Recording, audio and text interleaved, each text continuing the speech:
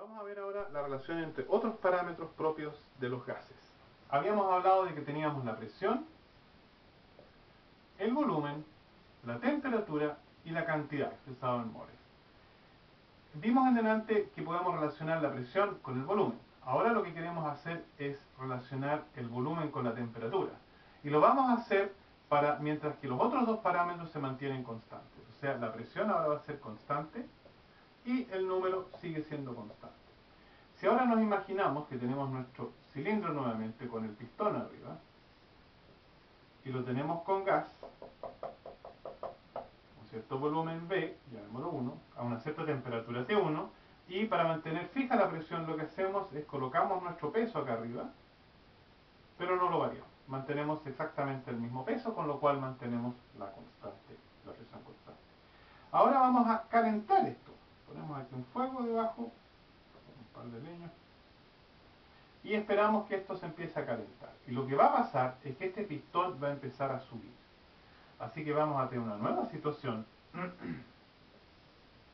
en que el pistón está ahora más arriba, la presión sigue siendo la misma, tenemos el mismo peso ahí arriba, pero el gas ahora está repartido en un volumen mayor.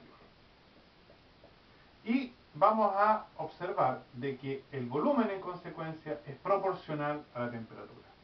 O sea, volumen proporcional a temperatura, que es básicamente lo que se denomina la ley de Charles. La otra forma de expresarlo es escribiendo el volumen partido por la temperatura es proporcional a la constante, y es sencillamente despejando esta ecuación de acá, o usando las situaciones 1 y 2, podemos escribir esto mismo como V1 partido por T1 es igual a V2 partido por T2. Que es la otra forma de expresarlo y que me permite cada vez para un volumen inicial y temperatura inicial, si conozco la temperatura final, puedo determinar el volumen final. Ahora, la ley de Charles tiene algo especial adicional a eso. Y lo podemos ver si pensamos en la siguiente curiosidad, o siguiente situación especial. ¿Qué pasaría si yo ahora me voy a 0 grados Celsius? ¿Significa que yo tengo 0 volumen? No da mucho sentido. De partida, lo que uno experimenta no es de que los gases se reducen a volumen cero. Así que conviene hacer la medición. En consecuencia, yo aquí voy a tener mi volumen, aquí yo tengo mi temperatura, y voy a tomar un par de puntos. Tomo un punto acá, punto acá, punto acá, un punto acá, y veo claramente que hay una proporcionalidad, pero que no está pasando por el origen. Y eso es sumamente importante. Y si yo ahora dibujo esta línea recta y la continúo, voy a tener de que realmente llego a una situación en que el volumen es igual a cero, acá el volumen sería igual a cero, pero eso ocurre para temperaturas, por ejemplo en grados Celsius, de menos 273,15 grados Celsius, independiente del gas. Siempre voy a tener esta misma temperatura. En consecuencia, significa que la escala que yo estoy usando, por comodidad, no puedo usar la escala Celsius. Tengo que usar una escala que comienza en este valor de acá. Si la uso de esa forma, esta proporcionalidad va a ser verdadera, excepto que obviamente a esta temperatura nunca el gas va a estar en el estado gaseoso, sino haber pasado líquido incluso sólido. Así que me da sentido de que en algún punto por acá esta recta se abandona porque el gas ya no es gas, sino pasa a líquido. Sin embargo, exploremos un poco más lo que significa esta temperatura extraña que estamos aquí descubriendo. Lo que podemos decir es que el T chico, por ejemplo, lo podemos asociar a una temperatura grados Celsius, y esta nueva escala la tenemos que asociar a una nueva unidad, que de hecho la llamamos grados Kelvin. Y como se refiere a un cero, desde el cual toda la cosa empieza a crecer o funcionar, y esto es independiente, es universal, se habla de que esta es la llamada temperatura absoluta.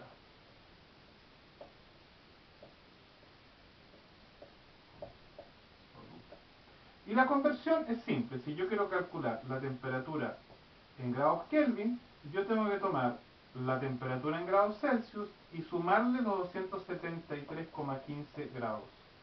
Si yo hago eso, por ejemplo, para 0 grados Celsius, yo voy a tener que es 273,15 grados Kelvin. Para 20 voy a tener 293,15 grados Kelvin, etc. O sea, esta es la relación entre la temperatura Celsius y la temperatura Kelvin. Además, hay otra cosa importante a tener en cuenta. Si ahora ustedes, por ejemplo, en algún minuto tienen una diferencia de temperatura, por ejemplo, la temperatura Kelvin 2 menos la temperatura Kelvin 1. ¿Qué es lo que es esto? Si yo ahora miro esta ecuación, yo voy a escribir, en vez del T2, voy a escribir el T chico 2, la voy a pasar ahora a tener Celsius acá, voy a tener aquí mis 273,15, y ahora le voy a restar lo que es la temperatura 1 con este factor, o sea, T1 más 273,15. Y si hago eso, me queda T2 más 273,15 menos T1 menos, el menos pasa como menos 273,15. Y fíjense, ahora este factor se cancela y me queda que T2 menos T1. O sea, una diferencia de temperatura que está en Kelvin es igual a una diferencia de temperatura que está en Celsius, porque este es solamente un corrimiento. Cada vez que ustedes tengan que pasar de Celsius a Kelvin, tienen que usar esta ecuación. De Kelvin a Celsius, la misma ecuación, pero despejada al revés. Cuando tienen diferencias de temperatura, da lo mismo en cuál escala me encuentro. Es independiente. La diferencia de temperaturas Kelvin es igual a la diferencia de temperaturas Celsius. No lo mismo en el caso de los grados Fahrenheit. Pero básicamente me está diciendo que yo tengo una relación, en delante encontramos una relación entre presión y volumen, ahora tengo una entre volumen y temperatura, pero con la anotación de que esta no es cualquier temperatura, es la temperatura absoluta.